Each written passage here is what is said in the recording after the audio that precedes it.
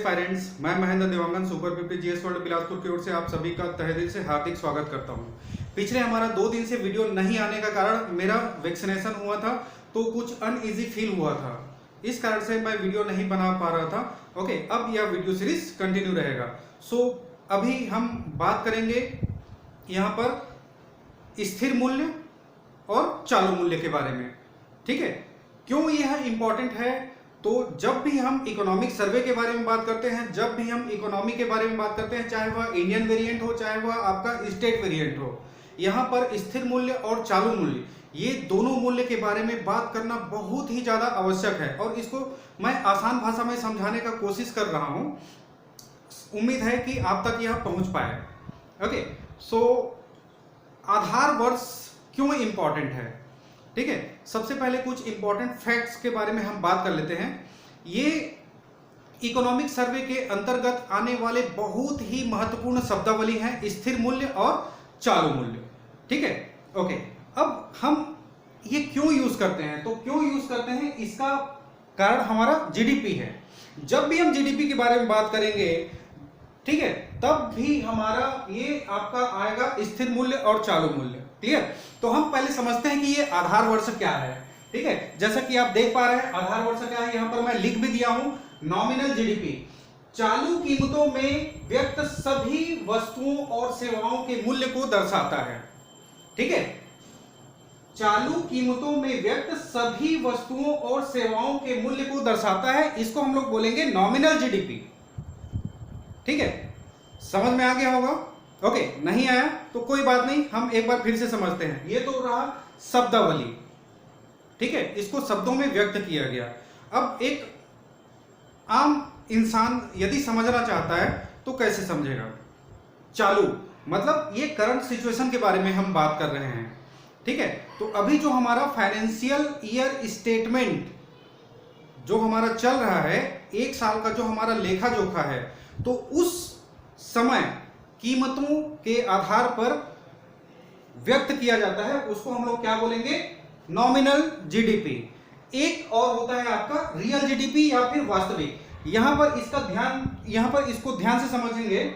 Nominal GDP के विपरीत यह किसी आधार वर्ष की कीमतों पर व्यक्त की गई वस्तुओं और सेवाओं के मूल्य को दर्शाता है। कहने का मतलब है कि जो नॉमिनल जीडीपी है उसका विपरीत है क्या? रियल जीडीपी या फिर वास्तविक जीडीपी।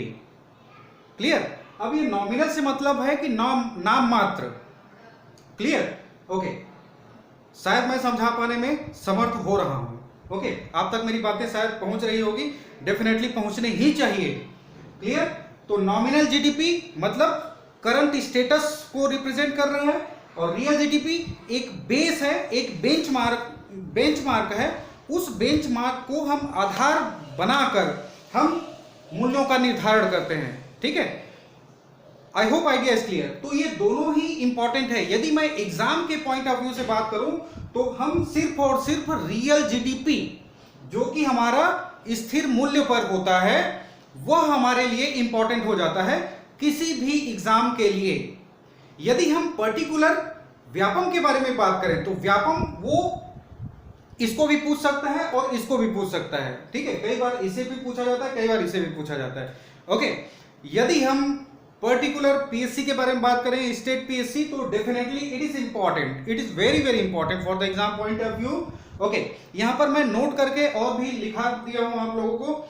आधार वर्ष की कीमतें स्थिर मानी जाती है जबकि चालू वर्ष की कीमतों में परिवर्तन संभव है। जाहिर सी बात है, आज कुछ रेट अलग होगा, कल कुछ रेट अलग होगा, बट बेस प्राइस यदि हम बात करें आधार वर्ष की, हाँ, तो डेफिनेटली वहां पर उस समय जो कीमतें फिक्स्ड हुई है उससे कितना परसेंट वृद्धि हुआ है उसके बारे में यहां पर बात किया जाएगा। I hope idea is clear. एक छोटा सा चीज मैं ये बता दूं आप लोगों को, अभी आधार वर्ष जो चल रहा है वो 2011-12 है। ध्यान से समझिएगा मैं क्या बताने चाह रहा हूं। आधार वर्ष जो अभी जारी है वर्तमान में वो 2011-12। ठीक है, अब इसे चेंज किया जा सकता है क्या? तो यस, डेफिनेटली इसे किया जाना ही चाहिए। अब इसे चेंज करने के क्या कारण हो सकते हैं? तो ध्यान दीजिएगा, जब हम इंपॉर्टेंट फैक्ट के बारे में बात करते हैं, जब हम एक फैक्चुअल डेटा के बारे में बात करते हैं, डेटा कलेक्शन के बारे में बात करते हैं, तो ये हमारे लिए बहुत ही ज़्यादा इंपॉर्टेंट हो जाता है कि हम पास वाले डेटा को ज़्यादा प्रायोरिटी देते हैं, पास वाले वर्ष को ज़्यादा प्रायोरिटी देते हैं, ज़्यादा प्राथमिकता देते हैं। ठीक है, 2011-12 को आधार वर्ष मानकर अभी 2021 चल रहा है। क्लियर? तो 2011-12 हमारे लिए बहुत पीछे है, तो यहां पर कुछ दिक्कतें हो रही हैं अर्थव्यवस्था को प्रॉपर वे पे समझने में। ठीक है, इसलिए यहां पर संस्तुति दी गई है कि 2017-18 को आधार वर्ष माना जाए। ध्यान दीजिएगा, अब आधार वर्ष कहीं से भी रेंडमली हम नहीं मान लेते हैं। ओके, तो आधार वर्ष यदि हम चेंज करना चाह रहे हैं तो उसमें देखा जाएगा कि क्या कहीं वहां पर बड़ा आर्थिक बदलाव तो नहीं हुआ है, क्या हमारे पास वहां उस समय अकाल तो नहीं पड़ा है, कहीं बाढ़ तो नहीं आया है, कहीं हमारे इकोनॉमी में बहुत बड़ा यदि चेंजेस आया है तो उस वर्ष को हम आधार वर्ष नहीं मानते हैं। I hope idea is clear. ठीक है, और आधार वर्ष क्यों जरूरी है? आधार वर्ष ठीक उसी प्रकार जरूरी है कि जैसे कि हम किसी भी स्टूडेंट का जैसे कि कॉलेज में पहुंच गया है तो उसका हम जो प्रीवियस डेटा है, 10th का पोजीशन देखेंगे, उसका 12th का पोजीशन देखेंगे, जो रैंक उसका होगा उसी के हिसाब से उसको हम आंकते हैं। ठीक है, कि वह कितना होशियार है कि कितना है, उसके हिसाब से वो तैयारी करेगा। और ऐसा हो ही नहीं सकता कि जब बंदा कॉलेज में है और कॉलेज में पहुंचने के बाद वो आपको 10 साल पहले का उसका डेटा देखेंगे कि वो कितना नंबर लाया है। मैं उम्मीद करता हूं कि ये समझ में आ गया होगा आपको कि आधार वर्ष जितना करीब वर्ष हो उसी को ही लिया जाता है। I hope idea is clear. So thank you very much for today's discussion. ये छोटा सा शॉर्ट वीडियो था और यदि पसंद आया होगा आपको तो please like share and comment जरूर करें और प्लीज हमारे चैनल को सब्सक्राइब कीजिएगा, थोड़ा सा प्यार दीजिएगा क्योंकि हम ईमानदारी पूर्वक मेहनत कर रहे हैं और डेफिनेटली हम आगे चैनल को ग्रोथ करना चाह रहे हैं, तो हम काफी मेहनत कर रहे हैं आप लोगों के लिए। Thank you very much.